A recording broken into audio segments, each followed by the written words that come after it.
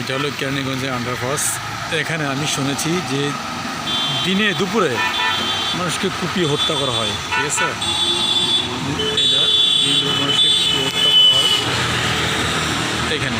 এই জায়গাটায় সবাই সাবধানে আসবেন। এটা হচ্ছে কেরানীগঞ্জের আন্ডারপাস হাইওয়ে। এখানে ভয়াবহ ঘটনা ঘটছে, ছিনতাই, দিন দুপুর ছিনতাই করা হয় এখানে। ছিনতাই, রাহাজানি সবই চলে। সবাইকে বলবো যে এখানে একা একা কেউ আসবেন না, এখানে একা একা কেউ আসবেন না। একটা নির্জন জায়গা, একটা ভয়ানক একটা জায়গা, একটা ভয়ানক জায়গা, কঠিন একটা জায়গা। এখানে কিন্তু আমরা কিছুদিন আগে এখানে একজনকে খুন করেছে আর কি, হত্যা করা হয়েছে।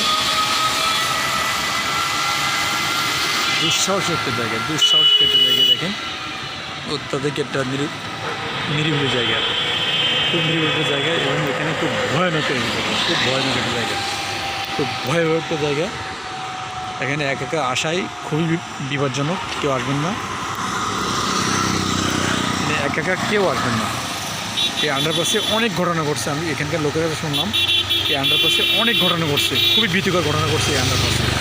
এটা হচ্ছে দক্ষিণ কেরানীগঞ্জ। এখানে খুব ভয়ানক ঘটনা ঘটছে, এবং কি মানুষও নাকি ওই যে আন্ডারপাসের সামনে নাকি মানুষকে হত্যা করে ঝুলিয়ে রাখতো, এই সে জায়গা। এখানে সন্ধ্যার পরে শুরু হয়ে যায় উৎপাত, সন্ধ্যার পরে ভয়াবহ উৎপাত শুরু হয়ে যায়। সবাই সাবধান থাকবেন এলাকা থেকে। ধন্যবাদ, আসসালামু আলাইকুম।